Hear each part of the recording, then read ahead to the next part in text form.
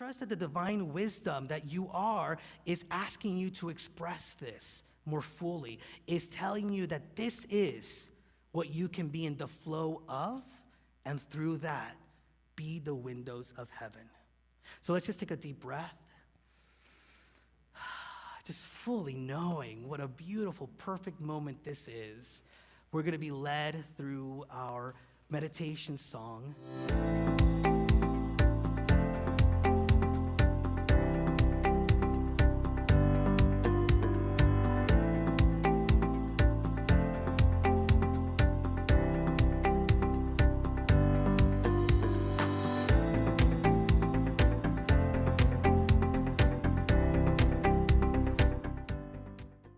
Thank you, Dale.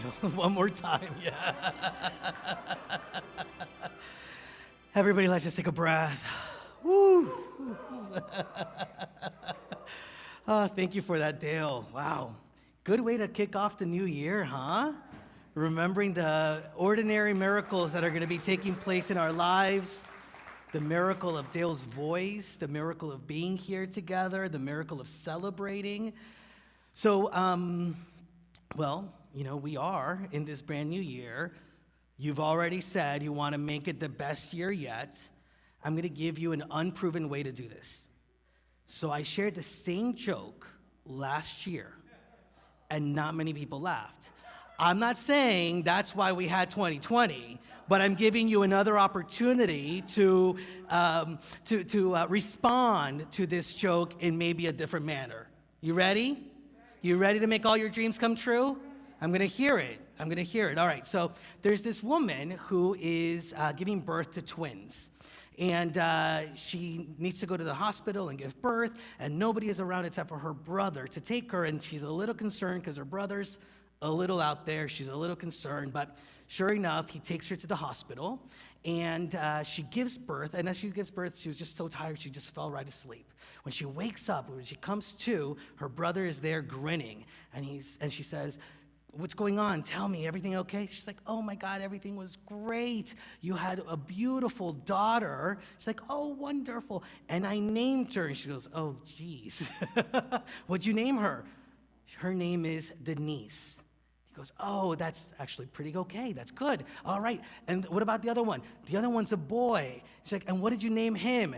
"The nephew."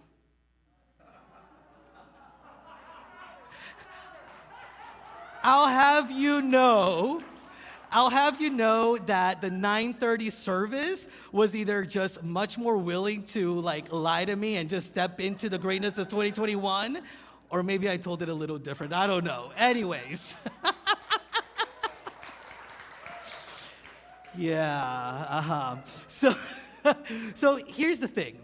I just connected with that joke because for me, names are important. And I think that especially during this service, the White Stone Ceremony, which is a service or a ceremony, if you haven't been a part of it, where we really go within and check in and see whether Spirit, divine wisdom, is sharing a new name or a new value or a new word that's going to lead us into this year to experience the things that we want to experience. And for me, names have been very important. I remember when Lucas was first born, on the way to the hospital, my husband and I, Tom, were throwing out names that we liked. And as we figured out which ones we both liked, I would call my sister up and say, "Okay, well, what does this mean? Look on the internet, what does it mean?" And we settled on Lucas Gabriel, which means light and strength. And I did that because that's what was coming up for me that I wanted him to always know. I always wanted him to know himself as the light of God. I wanted him to know that within him was all the strength that he needed to do whatever it was that he wanted to do in life. And from my own experience, I was conscientious of the importance of what a name could be, because many years ago I looked up what Juan meant, and as I read it then, it meant gift from God. Now, I didn't take it as an ego thing, right? I'm this great gift of God. I actually took it as a calling. I took it as, well, how am I then expressing who I am to be a gift from God to the world, to be a gift from God in my own life and in the life of those around me? So it was almost like a calling card. It was something that was reminding me of who I wanted to be moment by moment when I was conscientious of it. Now, funny enough, I looked it up again this week just because I wanted to get the exact definition. It wasn't gift from God. Apparently, my name means blessed by God. But here's the thing. I realized that was gift from God was the way in which I needed to understand myself, right, and name myself in that moment, and it served its purpose. And maybe there's been some transformation, there's been some shifts within me that now are calling me to recognize that I am blessed by God. And in that moment of realizing that was what my name meant now, it really did bring me into a much more clear understanding of some of the blessings. I started thinking of all the ways in which I'm blessed, and I started feeling the gratitude within me. And I know that this is what is serving me now. And the reality is that in the Bible, there are many instances where people are renamed, right? Some of you may be aware, Abraham used to be Abram, until he had his transformation and was given a new name, Abraham, which meant father to many. Sarai, which means quarrelsome, had her transformation experience and was renamed Sarah, which means princess. And many people would probably know more the story of Saul, who was the tax collector, and he was a character, and had his vision, his transformation, and was named then Paul, the Apostle Paul. And Paul meaning humble, which was the complete opposite of the ways in which he was expressing as Saul in the world. And so this brings me to recognize that maybe in this moment, we have been transformed. Actually, not maybe. We have been transformed through the year that we have experienced, through the challenges, through the gifts, through the blessings, through the experiences of this past year. We have been transformed. We have been changed. We have been shifted. And so the question is there a new way that we can define ourselves as a result of it? What is the ways in which I can name myself, define myself? You know, in Unity, we're very aware of the power in affirmations and what we use the I am in connection with, right? Like, I am Juan. I am a gift, right? And we want to do the positive affirmations, the things that are calling us forward, never the things that are constricting us or keeping us in an old consciousness that we may not be sacred, we may not be good enough, that within us may not be everything that we need to not only make this moment, but make this year all that we want to experience, all that we want it to be. And so the question is, how can we redefine ourselves? And from what space can we do it? Because so many times, if you're like me, you have defined yourself or named yourself based on outer circumstances, right? I didn't do good on this test. I didn't do good in this relationship. And that somehow I just owned it as a definition of who I was. And we have the ability to, right here and right now, to recognize that we can actually define ourselves based on our divine identity, based on the ways in which God is alive within us. Imelda Shanklin, who was a Unity minister, she talks about the fact that we came into this world with spiritual amnesia, that we've forgotten who we came here to be, and our work is to uncover that once again. And this is what she says.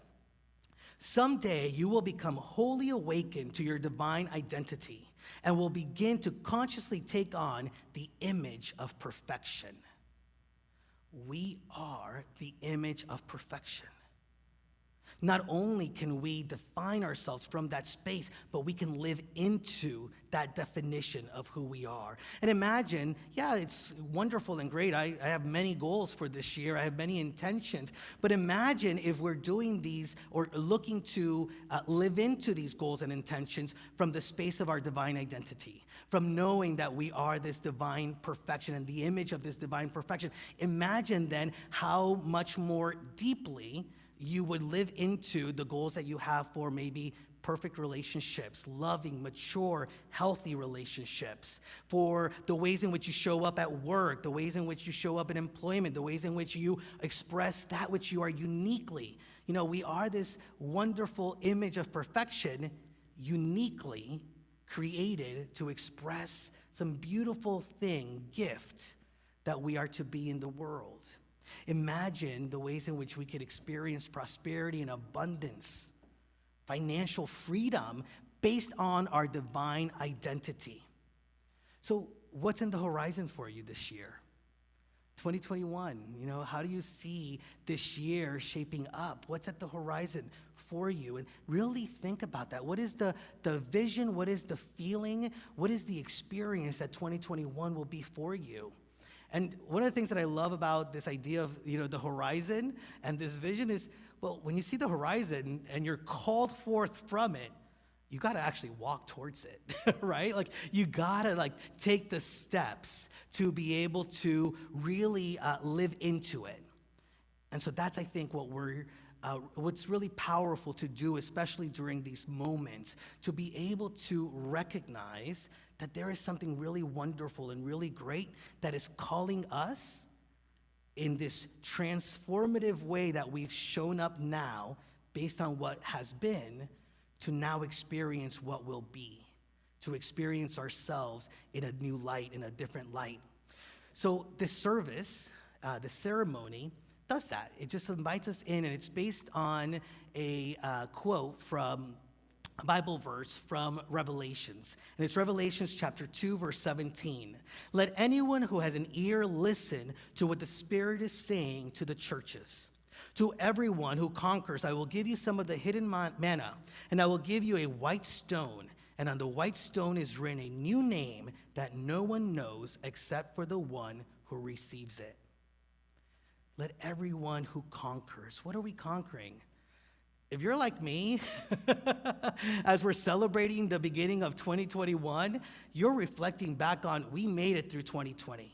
We were able to conquer the challenges, the difficulties. If not, you wouldn't be here, right? You were able to move beyond that which felt like limitation, that which felt like maybe some restriction. You were able to move from that, and you were able to conquer it. Now, the question is, for me, is there anything else that I need to conquer? Are there still some experiences or some feelings of not being good enough, of not being sacred? Are there still some fears that are for me to conquer in this new year? And the wonderful thing that I hear in this is that there's a promise there. Because the moment that we step into conquering that which needs to be healed within us, we shall be given the hidden manna. We shall be given that spiritual nourishment to carry us through. We shall be given the fruits of our work. And in that, we will once again be renamed. We will be reformed. We will be transformed. And there will be something that carries us beyond what we thought was possible. In a couple of days, especially here in Miami, there's going to be a celebration of the Epiphany, right? The celebration of Three Kings Day. And Three Kings Day is really about when the Magi showed up to the birth of something new. And it's really placing a focus on what those three kings did. By the way, nowhere does it say that they're kings in the Bible. They're called magi, and the magi in those times, actually, it didn't mean somebody that pulled a rabbit out of a hat and, did tricks and that sort of thing. A magi was actually somebody that just understood the laws of the universe. A magi was somebody that understood the connection between all of humanity, the universe, our relationship with God, our relationship to that which was invisible but felt. Think about ourselves embodying that magi knowledge, consciousness, to be able to see beyond and to experience the world through that consciousness, through those eyes. And so the magi brought three gifts, right, to the Christ, to this new birthing consciousness. I understood some of them. I didn't quite understand all of them until I started looking at it metaphysically. Because, I knew gold, frankincense, and then what the heck was myrrh, right? But gold, frankincense, and myrrh, metaphysically, they remind me of what I can bring to this moment, what I can bring to this year to be able to fulfill that vision of who I want to be. Not even who I want to be, what is being asked to be expressed through me. And so gold, for me, asks me, well, what is the beauty that I can add to this moment? What is the beauty I can add to my experiences? How is it that I can enrich this moment in time, enrich the relationships that I have, right? Enrich and bring beauty even to this moment as I just look at Faye, right? And look at each and every one of you, even the people at home. What can I do to bring that beauty that is God to this moment and be fully aware of it? Frankincense, if you think about it, so metaphysically it means the transmutation of something. You think about it, right? Like it's a solid, frankincense, and you burn it, and it sort of gets airy, right? And so it's this idea that we can look beyond what is material, and we can see the substance, the energy, the spirit behind everything that is material. And so that to me just raises a question like, how can moment by moment, I not only just see through these human eyes, but through the eyes of spirit? Whenever something is happening, a challenge, a blessing, a relationship is happening, how can I recognize that it is even more, or it is even deeper than what I am experiencing through the world of senses? That there is something there that is showing me spiritual truth. That there is something there that is bringing me to a closer connection and awareness of my own spiritual journey and the awareness of God in my life. And then, of course, myrrh, which I'm glad to know now what myrrh is. And I'm happy to bestow that awareness to you. If you didn't know, myrrh is actually something that is used as an oil to anoint. So, okay, well, how can I then make every moment sacred? How can I anoint the experience? How can I consecrate it as an understanding and as an experience that is bringing me to a closer realization of my truth, that divine identity? How can I bring all of who I am to consecrate any moment, any experience, any relationship, because I am doing so knowing that I am bringing my spiritual identity into that experience? And so that for me is something that is being called for us to do in this year. At least it's calling me to do it. To really wonder how I can do these things in order to what? Bring heaven on earth. One of the things that this new birth that the three kings came to see, this new birth that they came here to experience, one of the things that Jesus brought to our awareness and unity teaches is that heaven is a state of consciousness. Heaven is not necessarily a place, it is a state. It is a space within us, and heaven can be lived here on earth. I don't know about you, but after 2020, I'm really committed to living heaven on earth. Not only for myself, but I'm really committed to allowing heaven to be birthed through me for all to experience. And if 2020 was the year of perfect vision, which I do believe it is the year of perfect vision, where we saw what I saw, what was important for me, what I saw was important for me to live into, I was able to see through the appearances to recognize God more fully. If 2020 was the year of perfect vision, then 2021 is the year in which we use that vision to experience the world in a new way.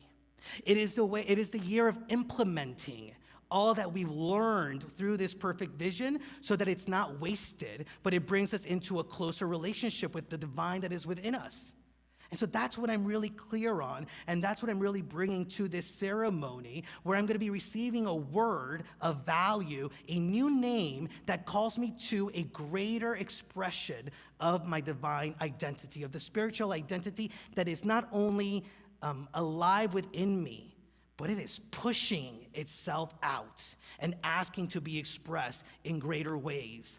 And so what is the North Star that we will follow? What is that word? What is that way of being that will pull us to this great vision, to the horizon?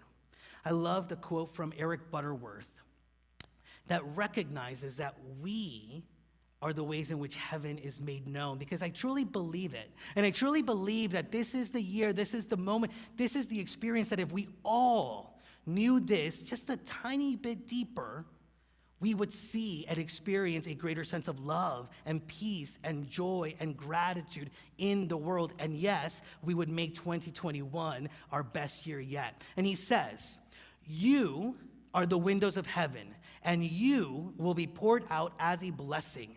And because you are in the flow of limitless substance by reason of your commitment, the blessing that you become is more than sufficient to deal with any situation and to meet any and all requirements.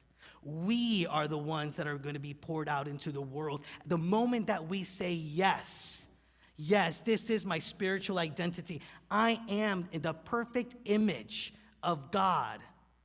And then live through that, we will be in that flow. Being in that flow is made easier with that one word, right? So many of us have experienced this service before, and we've carried that stone with us as a reminder to be in the flow of that which we came here to be. And the moment we do that is the moment that we have everything within us sufficient to meet any challenge. Let's be honest. We've all said we welcome in the new year, and now that things are starting to clear up a little bit, we realize it is a brand new year, but we've still got some of the same challenges that we were facing in 2020.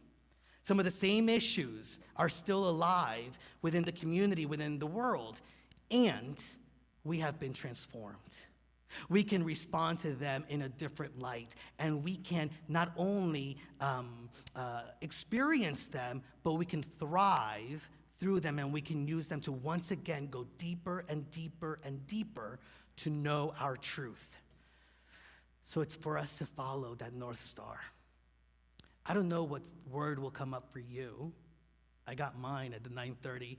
Sandra and I are going to confirm our words since we're doing this service again. But whatever comes up for you, just trust it. Trust that the divine wisdom that you are is asking you to express this more fully, is telling you that this is what you can be in the flow of, and through that, be the windows of heaven. So let's just take a deep breath. Just fully knowing what a beautiful, perfect moment this is. We're going to be led through our meditation song. I invite you to bring out your stone. Just hold it in your hands while we're being led through that song. If you're at home and don't have a stone, bring out a journal, a piece of paper, as we continue with the ceremony.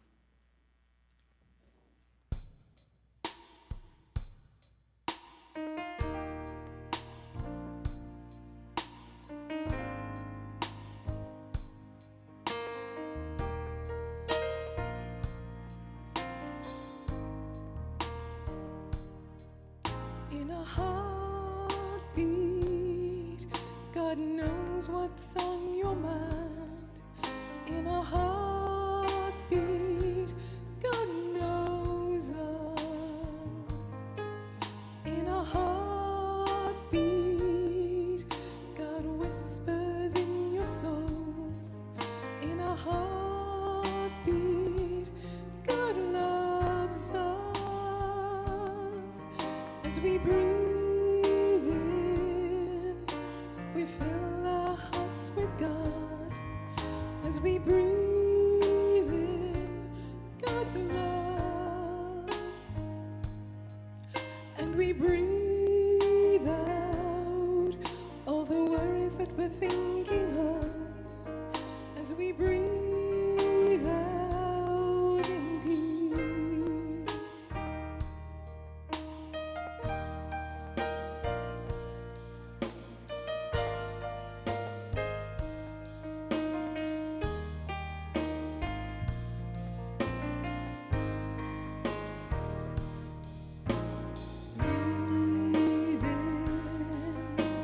Breathe in peace. Breathe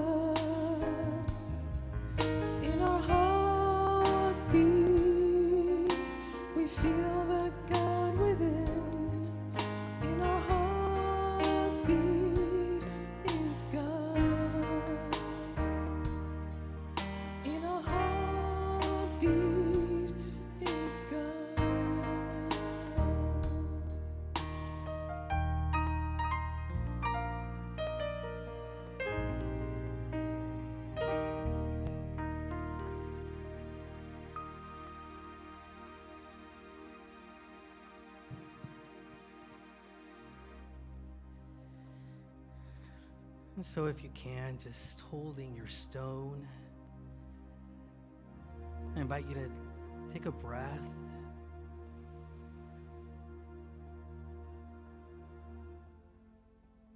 And if you haven't done so already, to gently close your eyes and relax into this experience.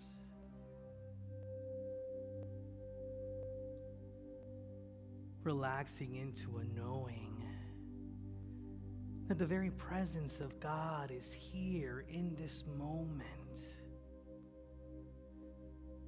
That the presence of God is within you, as you.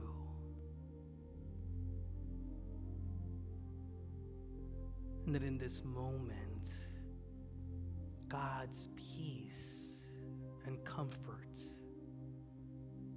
God's guidance and inspiration are sustaining you and calling you in to this moment. Sacred, sacred moment. As it's comfortable for you, take another breath.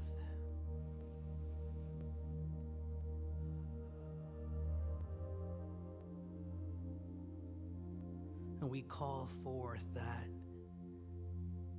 gold within us, that very essence of us that brings beauty and richness to this experience.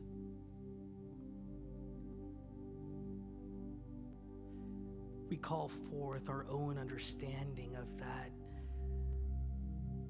incense deep within us that allows us to see beyond the material, recognizing the spiritual substance of all.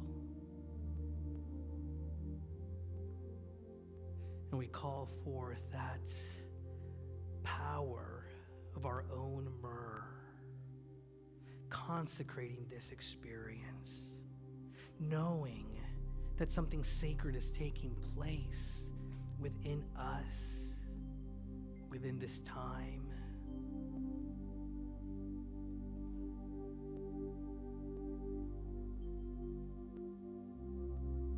We also call forth the divine wisdom that we are.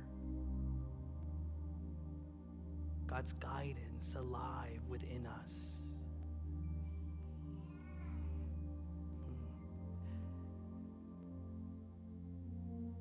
God's very essence being reborn here and now. We are being rebirthed. We are being transformed. And so in this moment, we simply allow ourselves to move deeper into this experience, releasing any fears, any lingering thoughts of not being worthy or good enough, any old patterns of being, our old selves we let go. As we are rebirthed into this moment and into a greater vision of who we are as spiritual beings.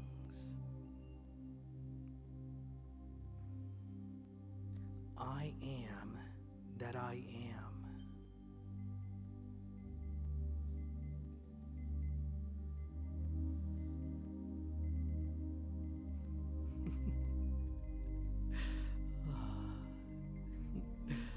Outside of us, there's so much going on, and within us, there is still a peace, a greater understanding of our truth. And so here in this moment, we call forth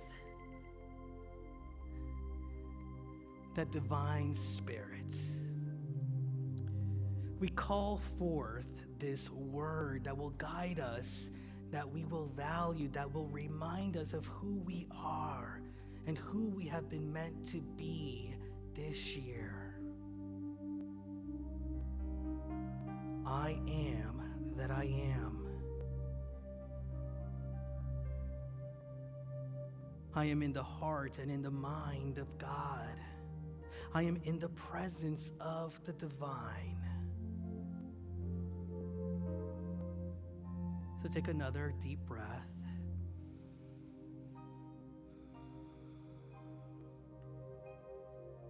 Let's trust and have faith that the stone already knows the name which will be placed on it. That God's vision for ourselves is showing up through this word. And so in the stillness and in the silence, we are open, we are receptive to have this word revealed to us. Open, receptive to being guided.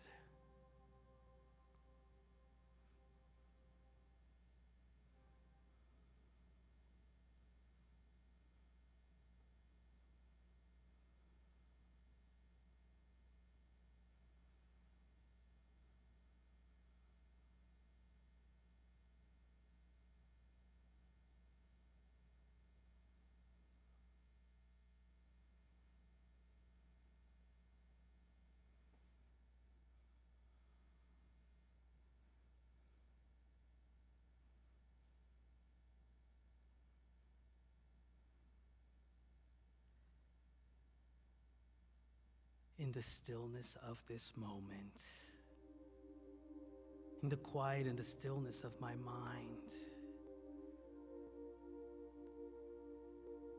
in the stillness of this great heart within us, we give thanks for that name, that word, that value that has shown up or is on its way to show up for us. And we give thanks already for knowing that it is through this embodiment of this guiding star that we are in the flow of good, and that we see our lives as the windows of heaven. We see our lives as a blessing to the world, and we see ourselves as being greatly blessed. And so we give thanks for this time and this clarity. We give thanks for the gift of gratitude within us, knowing that that energy also moves us forward into a deeper, more expansive knowing. I am that I am, powerful beyond measure, love fully expressed, peace here and now. I am that I am, here and now. We give thanks that we are blessed and we are a great blessing. So it is. Take a deep breath with me and know, God is, I am, amen, and amen.